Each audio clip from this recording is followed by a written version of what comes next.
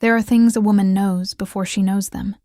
Maisie had felt it for weeks, something coiled beneath the surface of every ordinary moment, quiet as rot beneath floorboards. She had told herself it was grief. That the hollow space behind her sternum was nothing more than the loss of her mother, still fresh at 8 months, still bleeding at the edges. She had told herself she was imagining things. She had not been imagining things. The morning of the ceremony, she braided her own hair. There was no one to help her. Her handmaid, Petra, had been reassigned to the new Luna 3 days prior. A necessary adjustment, Lord Councillor Renwick had said, not quite meeting her eyes. Maisie had accepted it. She had been accepting things for so long that acceptance had become a reflex, something her body did without consulting her heart. She accepted the smaller room when Isolde arrived. She accepted the change in her seat at the council table. She accepted the way Alpha Crest's hand no longer found the small of her back when they walked into rooms together. She told herself this was love, the generous kind. The kind her mother had described before the fever took her. Real love makes room, Maisie. Real love steps aside. So she had stepped aside. She stood now before the narrow mirror in what had once been her own chamber. The one with the east-facing window. The one that caught the first light. And smoothed the front of her dress with both palms. It was gray wool, fine enough, but not ceremonial, not white, not adorned with the silver thread that marked a Luna's investiture. Those gowns were for Isolde now, and Maisie had helped choose the fabric herself, sitting beside Crest in the great hall, while swatches were spread across the table like a map of everything she was losing. She had smiled. She had given her opinion. She had been gracious. Outside the window, the courtyard of Ashenmoor was being dressed for the binding ceremony. She could hear the servants arranging the stone archway with mountain laurel and dried heather, the same flowers her mother had carried at her own bonding 17 years ago.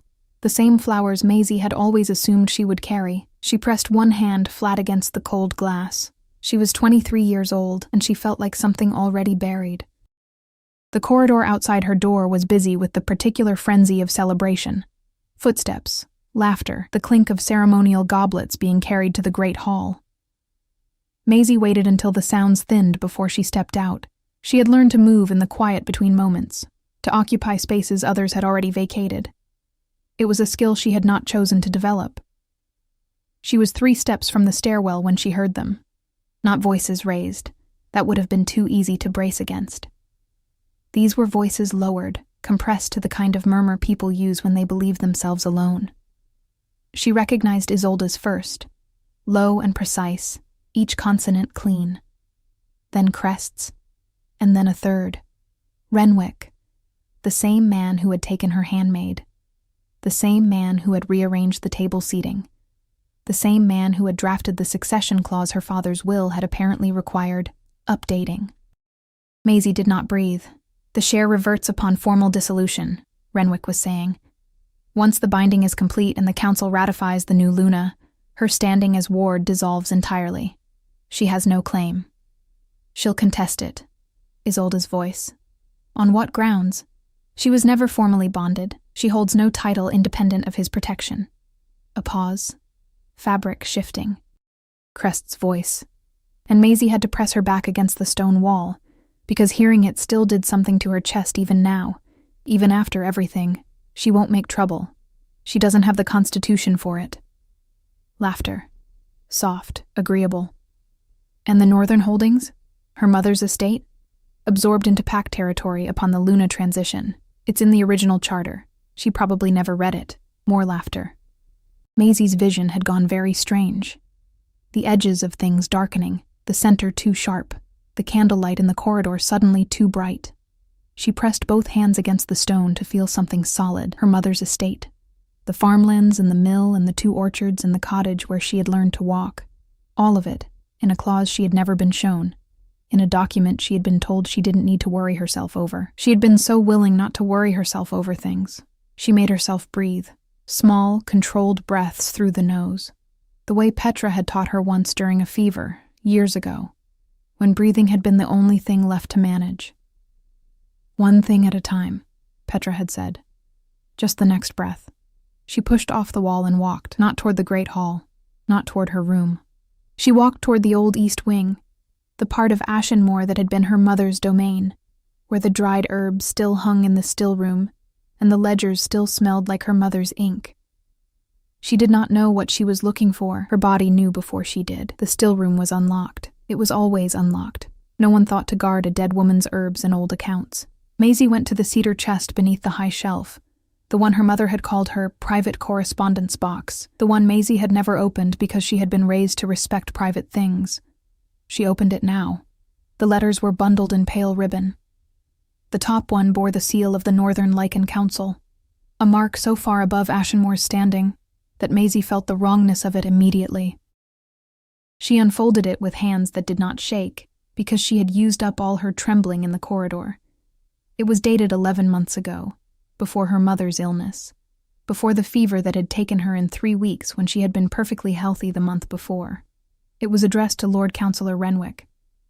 It confirmed the terms of an arrangement: the transfer of the Northern holdings, the dissolution of the ward bond, the installation of a new Luna of suitable bloodline and political alliance, and at the bottom, in language so careful it had clearly been written by someone who understood how to bury a crime in courtesy, a notation that the current ward's continued presence and awareness of prior arrangements would represent an unnecessary complication to the transition. Unnecessary complication. Her mother had been an unnecessary complication. Maisie folded the letter and put it inside her dress, against her skin. Then she took 3 more from the bundle, the ones with Renwick's seal, and folded those too. Her hands were cold. The room smelled like dried lavender, and her mother's wool coat still hung on the peg by the door, and she could not look at it, or she would stop moving. She had to keep moving. The ceremony was due to begin at midday. By the angle of the light through the stillroom's single high window, she had perhaps 2 hours. Once the binding was complete and the council ratified, Renwick had said it plainly: she would have no claim, no standing, no name within these walls except as a former ward, disposable and documented as such. And her mother. She made herself think it all the way through, because the alternative was to not think it, and she was done with that. Her mother had found out. Had written to someone, the Northern Council, someone with enough standing to matter, and had been silenced before the letter arrived or before anyone answered, 3 weeks from healthy to buried. And Maisie had held her hand through all of it, brought her broth, read to her from the botanical volumes she loved, and never once asked the right question. She had been so good at not asking. She took her mother's coat from the peg. It was too large and smelled like heather and old wool and something that made her throat close. She put it on anyway. Then she took the small tin of coin her mother kept behind the lavender jars, household money, modest but real, and put that in the coat's deep pocket. She took the letter bundle. She took nothing else, because there was no time, and because none of the rest of it was truly hers. The east wing had a servant's exit that led out behind the stable yard.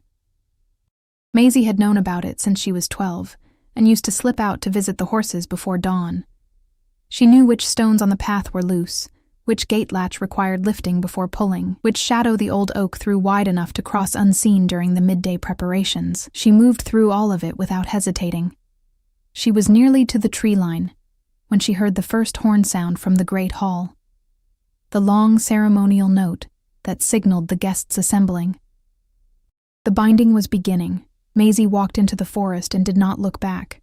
The trees closed around her like a held breath. The ground was soft with last night's rain, and her boots were the low house ones, not meant for this. She felt the cold seep through the leather within minutes. The coat was warm, at least, her mother's coat. She pressed one hand against her chest where the letters rested. She probably never read it, Crest had said. She read it now. She read all of it as she walked, pulling each letter open against the gray winter light filtering through the birch canopy, reading fast and methodical, noting names and dates and figures with the same focused clarity she had used when studying her mother's estate accounts at 14, learning numbers because her mother had believed a woman should understand exactly what she owned. By the time the cold had reached her knees, she knew the full shape of it. And by the time the horn sounded again, the second call, the bonding call, Maisie was deep enough in the forest that she could pretend she didn't hear it. She kept walking north. She didn't know yet what was north. She didn't know what would find her, or what she would become on the other side of this cold and this rage and this grief that was finally something other than quiet. But she was done stepping aside. She walked until the light failed. It happened gradually, the way bad things often did, the sky shifting from pale gray to the color of old iron, the birch trees thinning into darker pine, the ground rising beneath her feet until she was climbing without meaning to. Her boots were soaked through. She had stopped feeling her toes sometime in the last hour, and had decided not to think about that. The forest had its own sounds at dusk, things settling into the dark.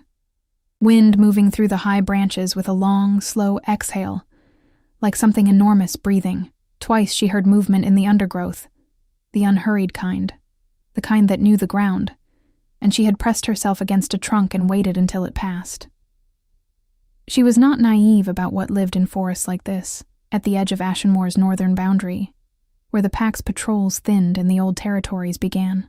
She was trying to decide between two equally poor options, climbing a tree to wait out the dark, or following what looked like a game trail westward, when the snow began. Not gently. It came in sideways, driven by a wind that arrived without warning, and cut straight through her mother's coat like it was paper.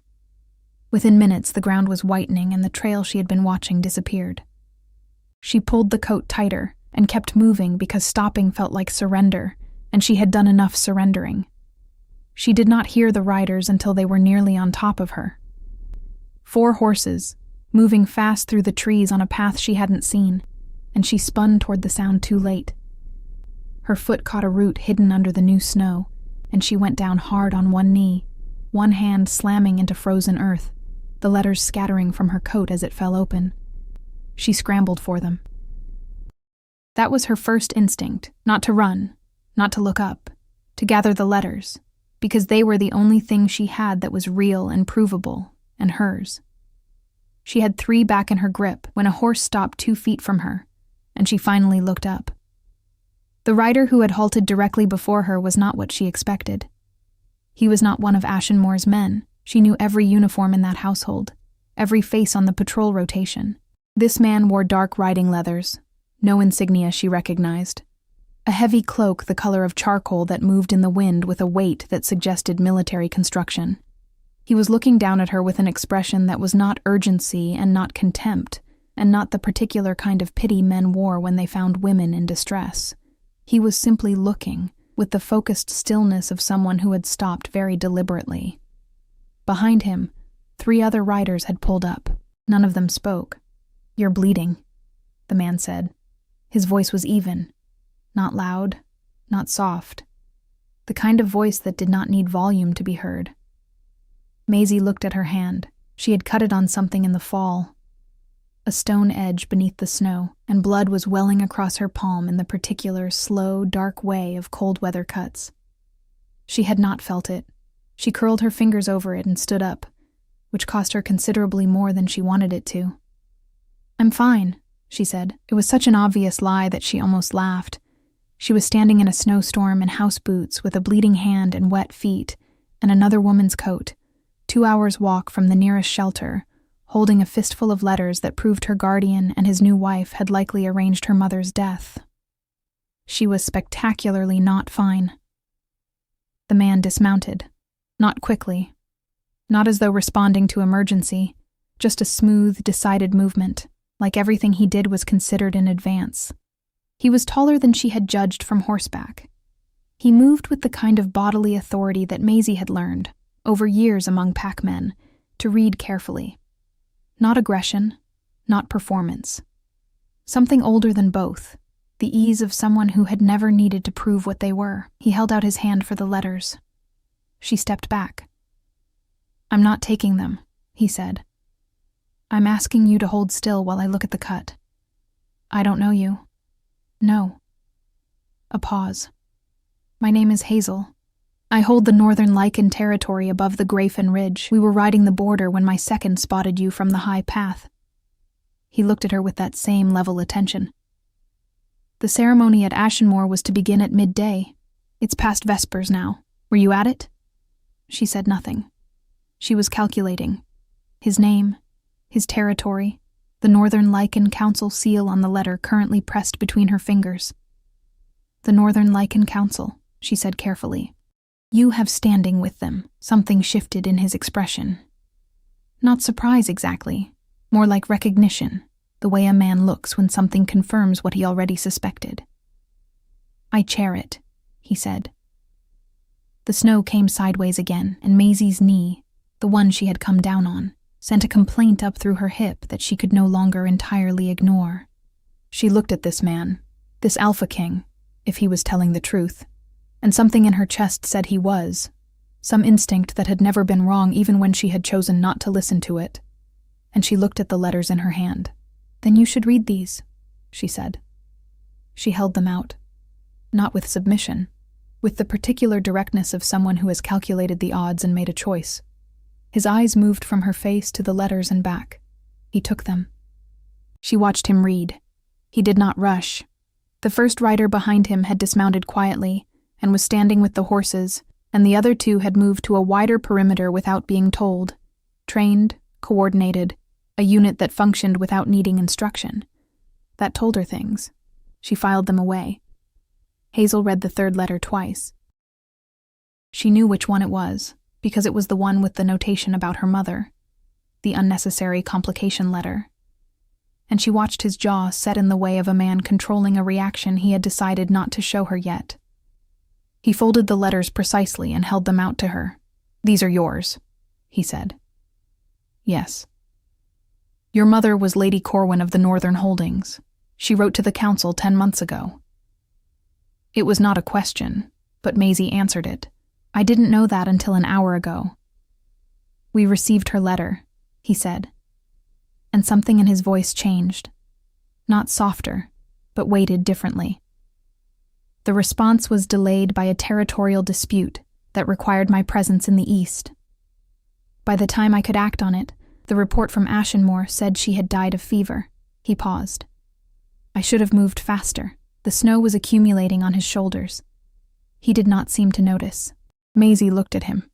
This man who had just admitted fault without being asked, without flinching, without wrapping it in self-justification, and felt something dangerous stir in her chest. She pressed it back down. "You couldn't have known," she said. "Because it was true, and she believed in saying true things. I knew enough to know it required urgency. I chose procedure over speed." His eyes met hers. "I won't make that calculation again." She did not know what to do with that. She was cold and bleeding and standing in snow that was now reaching the top of her house boots, and her knee was beginning to swell. And this man, this Alpha King who chaired the Northern Council, was looking at her like she was something he intended to account for properly. "Where were you going?" he asked. "North.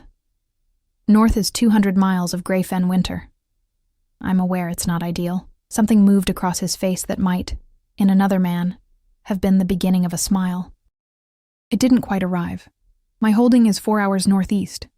There is a physician, a fire, and walls. I'm not asking for charity. I'm not offering it." He looked at the letters briefly. "You have evidence of a crime committed against a woman under Northern Council protection.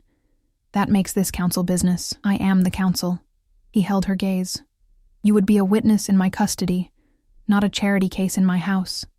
Maisie's knee chose that moment to buckle slightly. Just a degree, just enough to require her to shift her weight. She recovered it immediately, but he had seen it, and he did not comment, which she appreciated more than she could say. She looked at the tree line. She looked at the snow. She looked at the letters in her hand, and thought about her mother, who had known exactly what she owned and had died for it, and who had raised a daughter to be generous almost to the point of self-erasure.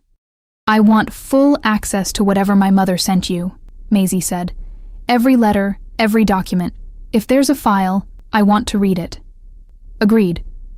And I want to be present for any council proceedings related to Ashenmore." "Also agreed. And I need it understood that I am not asking for protection. I am seeking due process." He was quiet for a moment. Then, "Understood." She put the letters back inside her coat, against her chest where they had been. Then she looked up at him and nodded once, with the particular dignity of a woman who had nothing left to lose, and had decided to treat that as freedom rather than ruin. He turned and said something brief to the first rider, who brought a second horse forward, not Hazel's, a separate mount. A dark bay with a calm eye.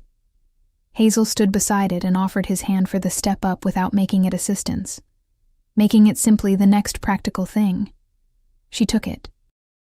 His grip was sure, and then gone, and she settled into the saddle and gathered the reins and looked forward into the snow. Around them, the forest was darkening. Behind her, somewhere south and far away now, the bonding horns of Ashenmoor were probably sounding their final call. Let them sound. Greyfenhold arrived out of the dark, like something that had always been there. Not a castle in the decorative sense, no ornamental towers, no banners meant to impress visitors from a distance. It was built into the ridge itself, stone the same gray-black as the mountain, walls thick enough that the wind that had been tearing at Maisie for 4 hours simply stopped when they passed through the outer gate. The silence was so sudden, she felt it physically, like pressure releasing from her ears. The courtyard was torchlit and functional. Stable hands appeared without being summoned. Hazel dismounted and handed off his horse in a single fluid movement, and Maisie, whose knee had stiffened badly over the ride, managed her own dismount through sheer determination, landing with enough control that she didn't embarrass herself, though the first step on the cobblestones sent a clear complaint from her knee to the rest of her body. She ignored it. She had become expert at ignoring things. A woman met them at the main doors. Not a servant. Her bearing was too direct for that, though her clothes were plain. She had gray-streaked hair pinned back severely, and the kind of face that had arrived at its current expression through decades of seeing things clearly. "Nora," Hazel said, which appeared to be sufficient. Nora looked at Maisie with a rapid, clinical assessment that took in the wet boots, the oversized coat, the cut hand, and the careful way she was distributing her weight. "Physician first," she said. "Then food, then sleep, in that order." "I'd prefer the order reversed," Maisie said. "I'm certain you would." Nora turned toward the interior. "The physician doesn't negotiate." Maisie looked at Hazel. He said nothing, but there was that almost expression again, the one that didn't quite complete itself. She followed Nora. The physician was a compact, efficient man named Aldrich, who cleaned the cut on her hand with something that stung sharply enough to make her eyes water, which she did not allow to become visible, and wrapped it with linen so tight it felt like a promise. He examined her knee with professional detachment, declared it badly bruised but intact, applied a poultice that smelled of pine resin and something sharper, and wrapped that too. He said she should stay off it for 2 days.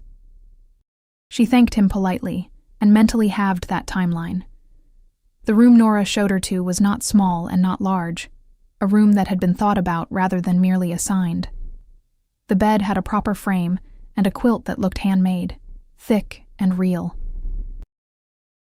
A fire was already burning in the hearth, which meant someone had been instructed to prepare for a guest before they had arrived, which meant Hazel had sent word ahead during the ride, which meant he thought in advance about other people's needs as a matter of course. She filed that away too. There was a basin of warm water on the stand. Clean clothes folded over the chair. A woman's clothes, not fancy, but right in size in a way that couldn't be accidental. A tray. Bread, soft cheese, something dark and meaty in a small pot with a lid, a cup of something herbed and steaming. Maisie sat on the edge of the bed and looked at it all and felt, for the first time since the corridor outside Isolde's fitting room, the dangerous luxury of stillness. She ate. She changed.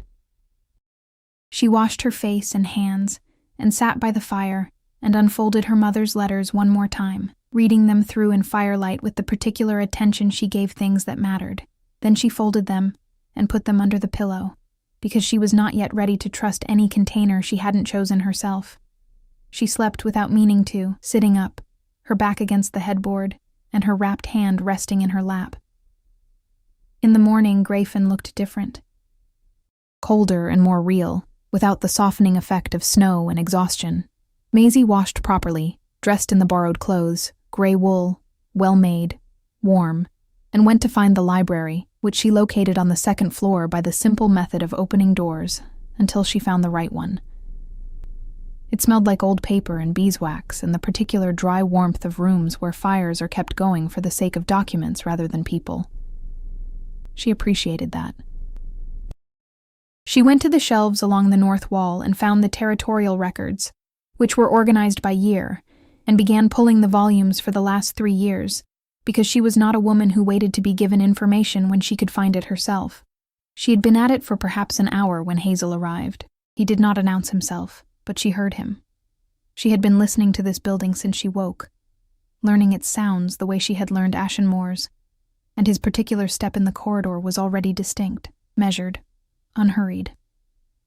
He knocked once on the open door, which she considered a courtesy given it was his library, and came to stand at the end of the reading table. He looked at the spread of volumes. "You found the territorial records. They weren't hidden." "No."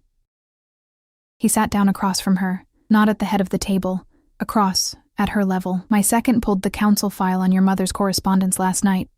It's ready when you want it." She looked up. "Now."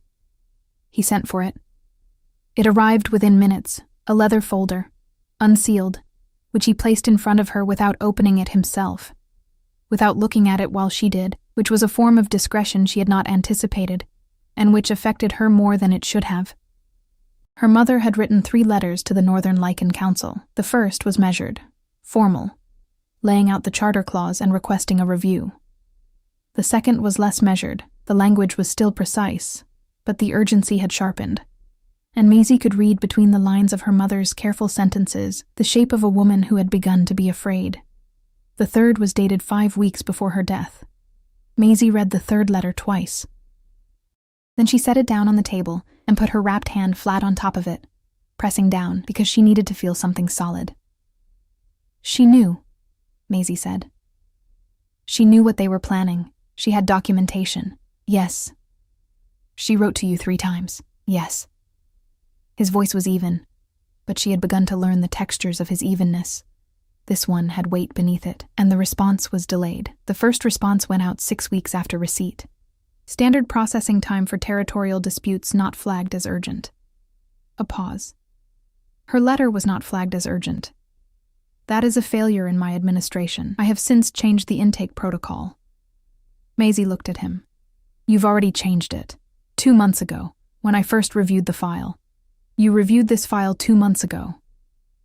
When the report of her death arrived, and the circumstances did not align with what she had described in her letters, yes." He held her gaze. "I was building a case before I had a witness. You are now the witness." She absorbed this. The fire in the library hearth popped once. Outside the narrow windows, Grafen's Mountain showed pale and steep against a sky that had cleared overnight to the hard bright blue of deep winter. "Renwick," she said. "Is he the primary, or is he acting for someone with higher standing?" Hazel's eyes sharpened slightly, not at the question but at the quality of it, she thought. "What makes you ask that?" "The language in the charter clause is council-grade drafting.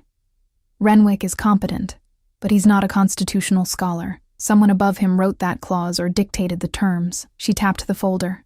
"And the transition was structured too cleanly for a local PAC operation. The timing, the legal instruments, the method of containing my mother. It was organized by someone who has done this before." Hazel was quiet for a moment. "Lord Casimir," he said. "High Seat of the Western Reaches. He has been acquiring northern holdings through exactly this mechanism for 11 years. Ashenmore is the 14th, 14. How many of the others involved someone dying?" 6 confirmed, possibly more." She closed the folder, opened it again, closed it. "You have all of this, enough to act. Not yet enough to achieve full council ratification for a formal charge against a high seat. A high seat can challenge the proceedings and request trial by territorial right, which means Casimir could demand the case be heard in his own courts." He paused. "Unless the evidence is overwhelming and the witness testimony is from someone with bloodline standing in the affected territory." Maisie looked up slowly. "My mother's estate," she said. "Her bloodline claim to the Northern holdings makes me a primary injured party with standing in Northern Council jurisdiction." "Yes." "That's why you came to the border when you did. You were watching Ashenmore. I was watching the ceremony. I knew what the binding would trigger legally. I had hoped to reach you before you had to leave on your own." Something in his expression, brief and then controlled. You left faster than I anticipated. Despite everything, despite the grief and the rage and the cold still living in her bones, something in Maisie's chest did a complicated thing. She pressed it back down firmly. I need to see my mother's estate documents, she said, the original charter, the inheritance records, everything filed at the time of her bonding. And I need to know if there is anyone still at Ashenmore who is not part of this.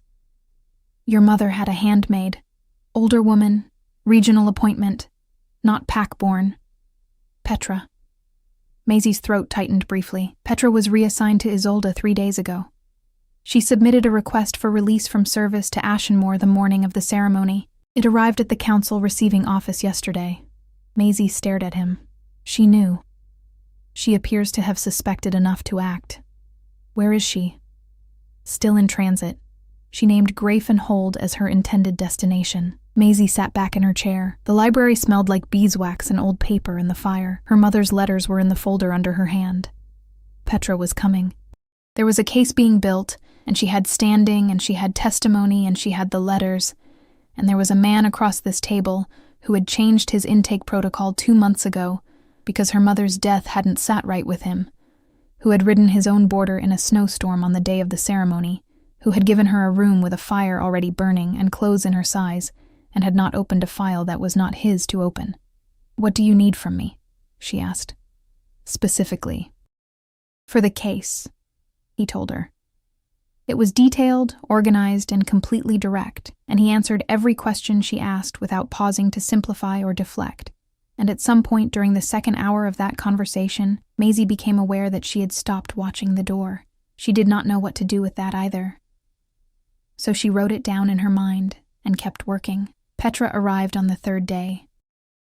Maisie heard the horses in the courtyard from the library window and was down the stairs before Nora could come to find her, her wrapped knee protesting every other step, her pace refusing to accommodate it. She reached the main doors just as Petra was being helped down from a borrowed mount by one of Hazel's riders, and the sight of her, smaller than memory, older than Maisie had somehow expected, her gray hair escaping its pins in the cold wind, did something to Maisie's chest that she had not prepared for. Petra saw her and stopped. Then she crossed the courtyard with the particular quick walk of a woman who had spent decades not running, but moving with absolute intent, and she took Maisie's face in both hands, the way she had when Maisie was 7 and had fallen from the orchard wall, checking for damage before allowing herself relief. You got out, Petra said. You taught me to, Maisie said, which was true in every way that mattered. They stood like that for a moment in the cold, Grafen's stone walls around them, and then Petra pulled her in and held her with the fierce, unornamental grip of someone who had been frightened and was now less frightened, and Maisie let herself be held for exactly as long as she needed, and not one moment more. Inside, over the herbed tea that Nora produced with the quiet efficiency that seemed to characterize everything at Grafen, Petra talked. She had been at Ashenmore for 9 years, hired by Maisie's mother before Maisie arrived as ward, kept on after because Lady Corwin had trusted her and Maisie had continued that trust without examining it, which Maisie now recognized as one of the few instincts of hers that had been entirely correct. Petra had watched the last 2 years with the particular vigilance of a woman who knew she had no power to act but was determined to see clearly. She had noted dates. She had kept a small book, the kind that looked like a household record, in which she had written things she had witnessed in plain language without interpretation. She put the book on the table and pushed it toward Maisie. Maisie opened it and read the first entry. Lord Renwick to Alpha Crest's private study. Late evening, unannounced, door closed 3 hours. Lady Corwin's estate papers requested from the archive the following morning. The entries continued, 61 of them, spanning 14 months. The last 3 concerned Isolde's arrival and the preparation for the ceremony, and the second to last read, Physician Aldrin called to Lady Corwin's chamber for the 4th time this week. The illness does not progress as fever should. She neither worsens quickly nor recovers. Slow. Maisie set the book down carefully and looked at the fire. You knew it wasn't natural, she said. I suspected. Petra's voice was steady, but her hands around the teacup were not.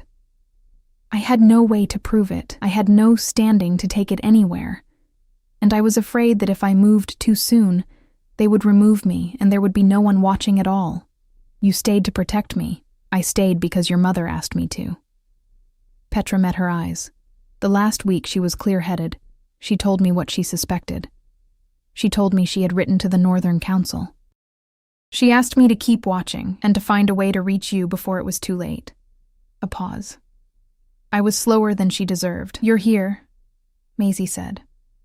She gave Petra the same room and fire treatment she had received herself, and spent the evening with Aldrich's notes on slow-acting herbal toxins. He had provided a summary, unprompted, which suggested Hazel had asked him to, cross-referencing against the dates in Petra's book and the timeline of her mother's illness. By midnight, she had a documented medical pattern that aligned with 3 known suppressive compounds available through an Ashenmore merchant who also supplied Renwick's household. She was still at the table when Hazel found her. Not checking on her.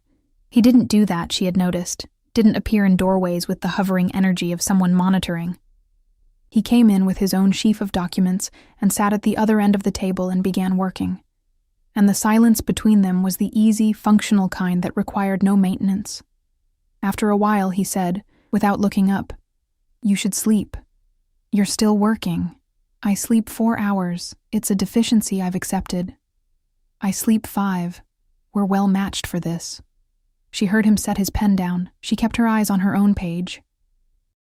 The fire had burned low, and the library was the dim, warm amber of late-night work, and she was very aware, suddenly, of how small the lit space was around them, and how large the dark was outside it. "Casimir has responded," Hazel said, "to the council notice I issued yesterday." She looked up. "You issued a notice already? A preliminary one, requesting documentation related to the Ashenmore charter transition. Standard language, nothing that signals the full scope." He was watching her now with that level attention. He responded within 6 hours, which tells us he was already anticipating contact. What did he say? That the Ashenmore transition was fully legal, and any challenge would be considered a political aggression against Western Reach's sovereignty. A pause. He also said that any witness testimony from a former ward with no current standing should be considered inadmissible. "He knows I'm here. He knows you left Ashenmore. He doesn't yet know where you are." Hazel's voice was calm. "But he will soon. Men like Casimir have information systems." Maisie looked at the documentation spread before her. "Then we need to move faster." "Yes." He leaned forward slightly. "There is a full council session in 18 days. It was already scheduled for territorial boundary ratifications. If we can present the complete case at that session, before Casimir can file a sovereignty challenge through the Western courts, we force a public proceeding. He cannot contain a public proceeding." 18 days, she said. "Can we build it in 18 days? With what you have, what Petra has, the physician's records, and one additional element? Yes." "What additional element?" He was quiet for a moment. "Your mother's estate has a vault." Not the cedar chest, a formal document vault, registered with the Northern Council at the time of her bonding. Your father's family required it as a condition of the estate transfer. It contains the original bloodline charter and the inheritance instruments that predate the current pack system by 60 years. She stared at him. "I didn't know that existed. Almost no one does. Renwick doesn't, based on the documents he referenced. He worked from copies, not originals. The originals in that vault would establish your claim to the Northern holdings as primary and unimpeachable under the Old Covenant law, which supersedes any charter Casimir helped draft." "Where is the vault?" "In the stillroom at Ashenmore." He held her gaze. Beneath the cedar chest, the room was very quiet. The fire settled.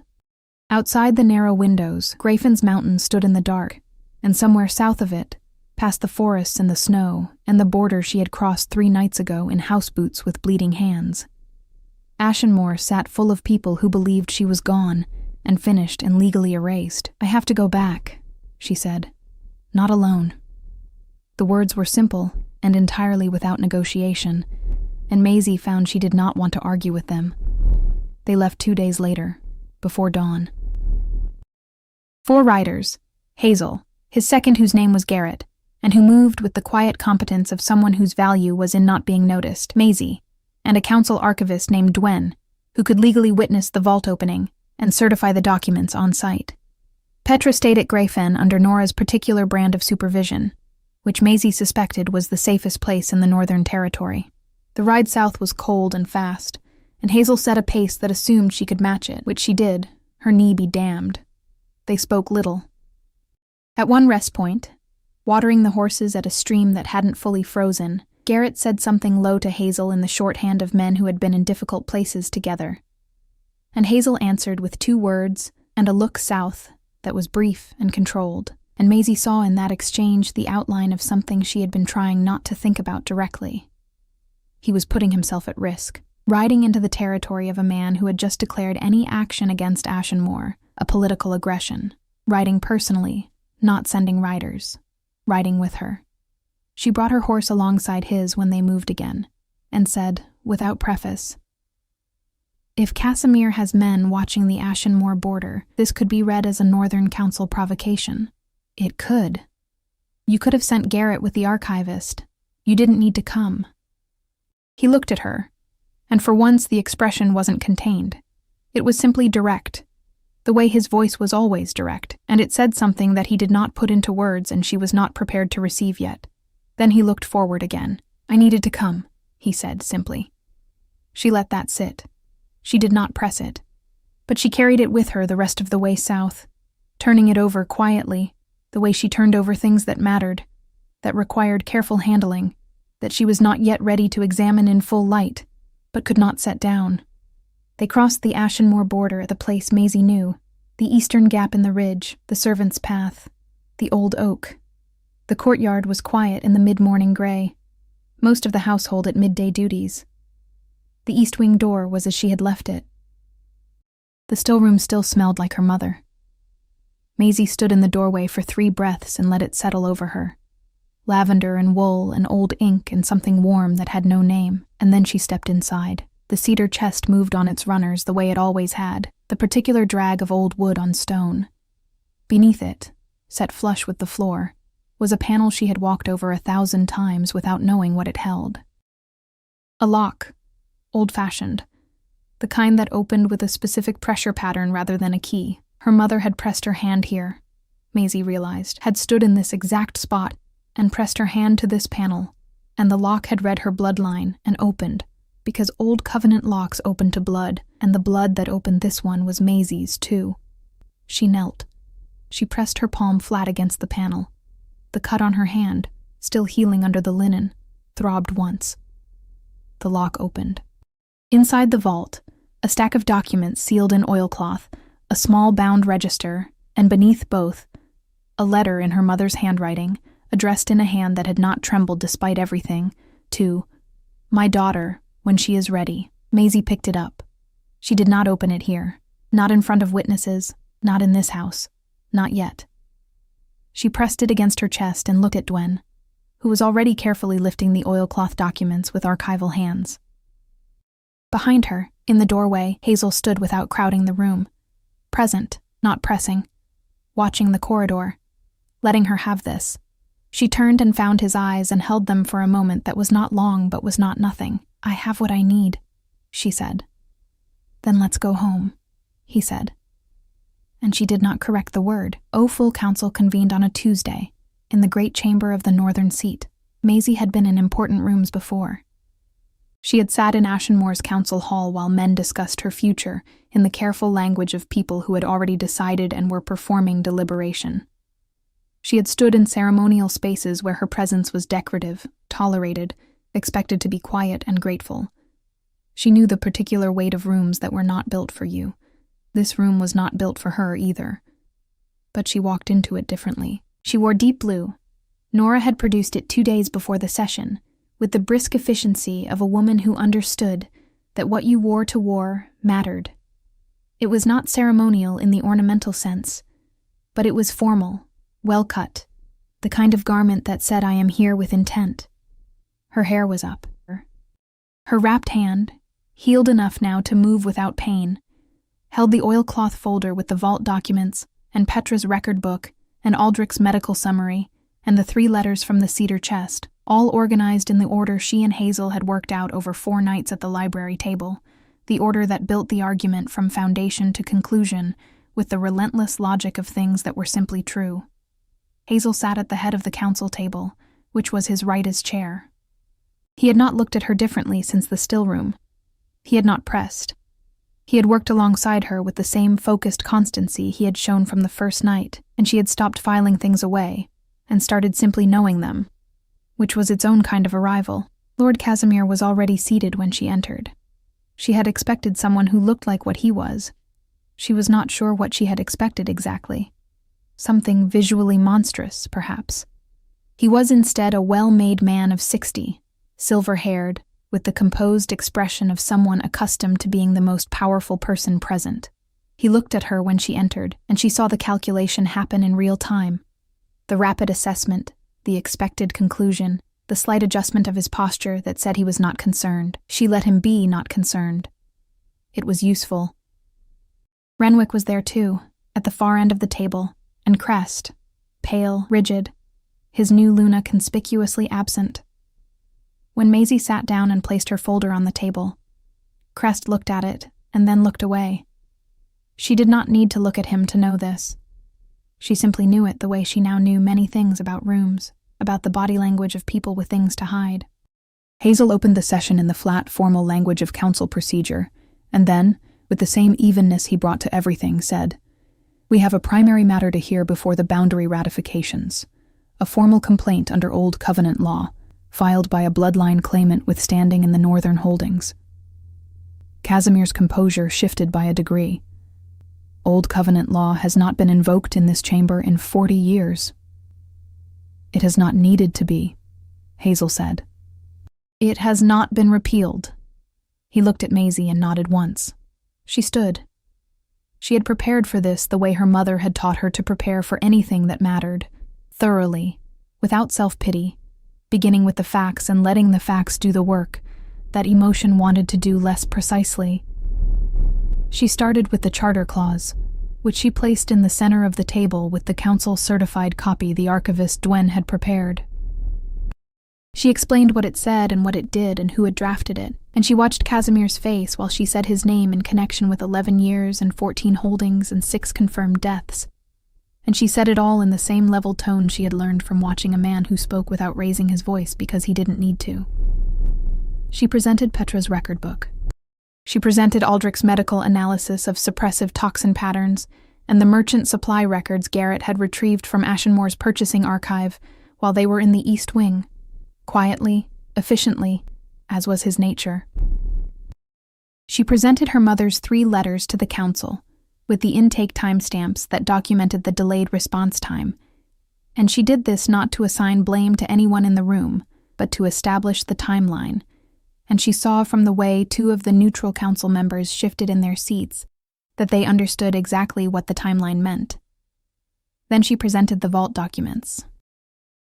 The Old Covenant instruments, 60 years older than the current pack charter, establishing the Northern Holdings as bloodline-protected territory, with inheritance rights that could not be dissolved by pack transition, by ward status change, or by any legal instrument drafted after their registration date. The Northern Holdings had never legally been available for absorption. Every step of the transition had been built on a foundation that, under Old Covenant law, did not exist. "This is an archival document," Casimir said, "from a legal system that has been functionally superseded." "Functionally superseded is not legally repealed," Maisie said. "The Covenant is registered with this council. It is in your own archive. You may check." She looked at Dwen, who produced the archive registration number with the expression of a woman who had been waiting to deploy this specific document since the vault opening. The chamber was quiet in the way that meant something had shifted. Then she opened her mother's letter. She had read it alone, the night they returned to Greyfen, sitting by the fire in the room with the east-facing window. And she had cried in the thorough, structural way of someone releasing something that had been held too long and too tightly. She had folded it back up and sat with the fire until she was finished. And then she had washed her face and gone back to the library table where Hazel was still working, and sat down and picked up her pen and continued. She did not read the whole letter to the council. She read one passage, the one that was not personal, the one her mother had written with exactly this room in mind. Maisie understood now that her mother had known, had always known, that the letter would eventually need to serve this purpose. Her mother had written in anticipation of a daughter who would find the vault, who would read the covenant, who would stand somewhere and need these words to be heard by people with the power to act on them. She read it, and when she finished, the chamber was not quiet in the shifting way. It was quiet in the settled way, the way of something decided. Casimir made 3 more procedural challenges. Hazel addressed each one with the particular precision of a man who had spent 18 days preparing for exactly this, and Maisie answered 2 of them herself, and the third was answered by the oldest member of the council, a woman named Isel, who had said nothing until that moment and whose single sentence closed the avenue entirely. The vote was called. The charge of conspiracy, fraudulent instrument, wrongful dissolution of protected bloodline territory, and, the last count, the one that had the least precedent and the most weight, the deliberate poisoning of a Northern Council correspondent actively seeking protection, all counts carried, 7-2. The 2 dissenting votes were Western Reach's appointments, the rest held. Casimir sat very still. Maisie watched him understand, in the way that powerful men understood things, that this was not a setback to be managed. This was a conclusion. His Western holdings would be subject to review. The fraudulent charters would be unwound. The 14 affected territories would receive formal restitution proceedings. Criminal charges would be referred to the full Covenant Tribunal, which had jurisdiction that transcended Pax sovereignty. He would not be trying this case in his own courts. Renwick, who had said nothing throughout, stood abruptly, and found Garrett standing in the doorway with the calm inevitability of someone who had been placed there in advance. He sat back down. Crest looked at the table. Maisie looked at Crest for one moment. Long enough to be deliberate, not long enough to be cruelty. She had thought, during the weeks of preparation, that she would feel something sharp when this moment came. Satisfaction, or rage, or the particular bitterness of things too late. What she felt instead was clean, like the window after rain. He was small, and the room had made him smaller, and she found she did not need to add anything to that. She collected her documents. She closed the folder. Greyfen in early spring was different. The mountain showed patches of gray and old snow and new dark earth in uneven layers, and the courtyard had sounds it hadn't had in winter. Birds and water running somewhere, and the particular quality of air that had stopped holding its breath. Maisie stood at the east-facing window in the room that had been hers for 2 months, and she read her mother's letter again. Not the passage she had read in the chamber. The rest of it. The parts that were personal and soft and entirely her mother's voice. You were never the girl who needed protecting. You were always the girl who needed to know the truth. And I am so sorry I didn't give it to you sooner. And I am so sorry I was afraid. And I am so proud, Maisie. I am so entirely proud of who you became when I wasn't watching closely enough. She folded it when she was done and held it against her chest. The door behind her was open. She had started leaving it open. She had noticed when that changed and had not remarked on it. And she heard Hazel's step in the corridor and his pause at the threshold. The restitution instruments are ready for your signature, he said. The Northern holdings revert to you formally upon signing. Petra has already agreed to oversee the estate management until you decide what you want to do with it. I know what I want to do with it, Maisie said. She had known since the vault. I want to open the Northern farmlands to families displaced by the Western charter transitions. The ones who lost holdings under Casimir's mechanism. Use my mother's estate as the starting ground. A pause. That's a considerable undertaking. I'm aware. She turned from the window. I'll need council support, political and logistical. He was looking at her with that expression. The full one. The one he had stopped containing somewhere around the 3rd week, when she had stopped pretending she didn't see it. You'll have it, he said. She crossed the room and stopped in front of him, close enough that the morning light from the window fell across both of them. She looked up at him, and he looked at her, and between them was everything that had accumulated over 2 months of late-night tables and shared silences and the particular intimacy of building something real together from materials that had originally been grief, the mate bond, she said. I know you've felt it. I've felt it too. I know, he said. I spent a long time stepping aside for things, she said. And then I spent a long time being angry about it. And I am still angry about some of it. But I'm done confusing choosing with surrendering. She held his gaze. This is a choice. I want you to know that. Not a bond I'm accepting because I have no other option. A choice. He reached up and touched her face with one hand. Careful, the way he did everything, as though she was something worth being careful with. I know the difference, he said. I've been waiting for it. She kissed him in the morning light of Grayfen, with the mountain outside and the spring air coming through the window and her mother's letter in her hand, and it felt nothing like surrender. It felt like arriving. The Covenant Tribunal took 4 months. Casimir was stripped of his high seat, and his Western holdings were placed under council administration pending restitution proceedings. He died the following winter of a cardiac event in a modest house in the Western lowlands, which was not justice exactly, but was something close enough to the shape of it. Renwick was tried, convicted on 5 counts, and imprisoned in the northern seats holding for 12 years. He served 9 before illness ended it earlier, and Maisie, when informed, felt nothing she needed to examine for long. Crest and Isolde remained at Ashenmoor, which was permitted after the fraudulent charter was formally dissolved and the holding reverted to open pack governance. Crest never again held a council seat. He became, over the years, exactly as small as he had always been, which was the most complete verdict Maisie could imagine. Petra ran the northern estate with the same quiet vigilance she had brought to everything for 9 years, and she did it well, and the families who came to settle on the reclaimed farmlands called her the Iron Governess, which she accepted with the expression of a woman who considered the word iron a compliment. Aldrich continued at Grayfen. Nora continued at Grayfen. Garrett continued at Grayfen. Quiet and efficient, and entirely himself. Maisie and Hazel were bonded formally in the late summer of that year, in a small ceremony in Grayfen's courtyard with mountain laurel and dried heather, and the people who had mattered through all of it. She wore white. She carried her own flowers. No one had chosen them for her. She became Luna of Grayfen and Northern Council voice for territorial covenant rights, and in the following years, she expanded the reclamation work to 3 additional regions and built something her mother had begun with 3 careful letters to the right address. A system in which the right address actually answered. She read her mother's letter every year on the day it was written, not with grief after a while. With the particular kind of love that survives the person it was made for and continues, steady and sure, in everything built in their name.